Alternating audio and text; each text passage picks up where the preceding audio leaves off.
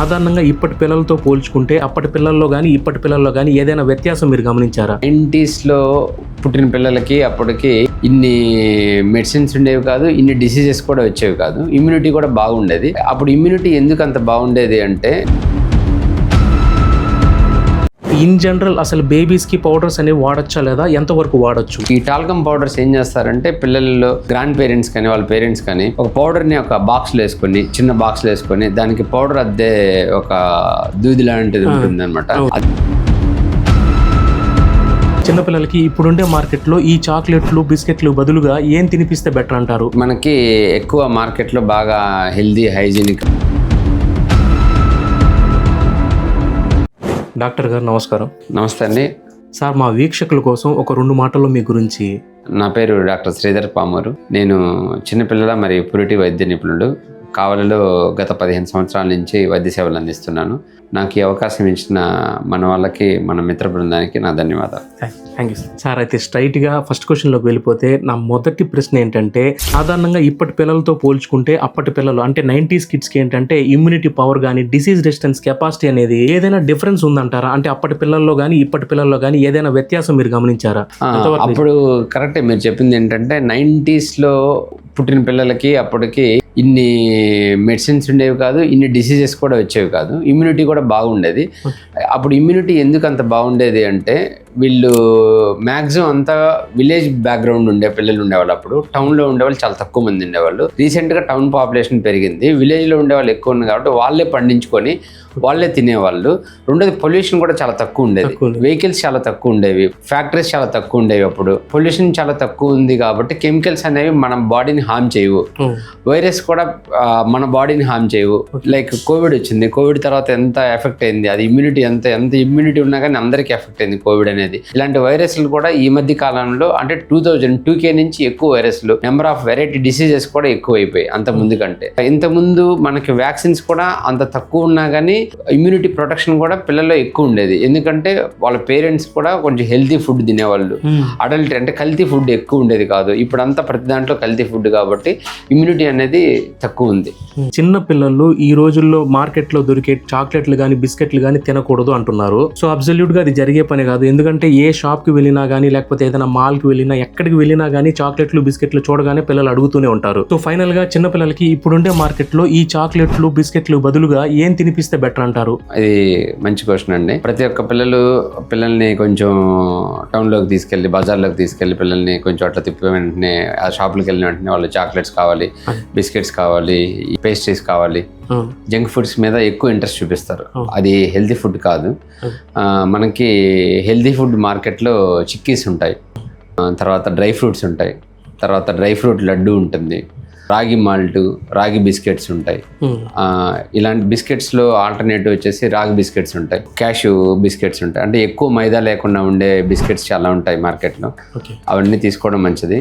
Chocolates మీదకి ఎక్కువ percentage, cocoa percentage ఎక్కువ ఉన్న చాక్లెట్స్ అయితే బెటరు.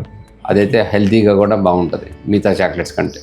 సో సమ్ బ్రాండ్స్ చెప్పండి సార్, ఏదైనా అంటే ఏం తినాలి పిల్లలకి ప్రజెంట్ ఏ మార్కెట్లో దొరికే బ్రాండ్స్ చెప్పండి. మనకి ఎక్కువ మార్కెట్లో బాగా హెల్దీ హైజీనిక్ మనీ మార్క్ వాళ్ళవి చిక్కీస్ కానీ, నువ్వులుండలు కానీ, కోకోనట్ బర్ఫీస్ కానీ అవన్నీ మనీ మార్క్ వాళ్ళవి బాగున్నాయి. ఈ రాగి బిస్కెట్స్ అనేవి కొన్ని బ్రాండ్స్ ఉంటాయి, అన్ని స్పెషల్గా ఏమి ఉండవు. కొన్ని రాగి బిస్కెట్స్ అనేవి మైదా తక్కువ, రాగి పిండి ఎక్కువ చేసి అవి కూడా హెల్తీ ఫుడ్ ఉంటుంది. Dry fruit laddu any sweet షాప్లో డ్రై ఫ్రూట్ లడ్డు చేస్తారు. అది స్వీట్స్ యాడెడ్ స్వీట్స్ లేకుండా మనం జాగరీ తక్కువ వేసి ఖర్జూరంతోనే డ్రై ఫ్రూట్స్ చేస్తారు. అదైతే పిల్లలకి మంచి హెల్తీ ఫుడ్. అది ప్రోటీన్ ఫుడ్ కూడా.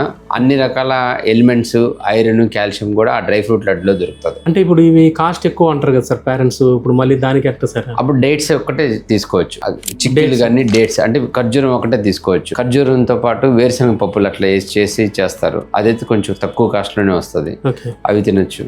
చిక్కీలు అనేవి అందరికి అందుబాటులో ఉంటాయి, అవి తినొచ్చు. నువ్వులుండలు కూడా అందరికి అందుబాటులో ఉంటాయి, అవి తినొచ్చు. రాగి ఉండలు ఉంటాయి, అవి కూడా ఒకవేళ ఇది ఇప్పుడు చాక్లెట్లు కానీ బిస్కెట్లు కానీ మిగతా ఏమన్నా తిన్నా కానీ బ్రాండెడ్ లిమిటెడ్ గా తింటే ఏమన్నా ఉంటుంది అంటారా? అంటే ఏదో లిమిటెడ్గా తిన్నా కానీ అది హెల్తీ ఫుడ్ ఏం కాదు. అదే అదేంటంటే జస్ట్ వాళ్ళకి అప్పటికప్పుడు సెల్ఫ్ సాటిస్ఫాక్షన్కి వచ్చే ఫుడ్ అంతే, కానీ అది హెల్తీ ఏం కాదు. దానివల్ల మనకి 1 or 2 అనేది ఓకేనా? 1 or 2 ఇబ్బంది ఏం లేదు. కాకపోతే అది అవాయిడ్ చేసి ఇవి తింటేనే బెటర్.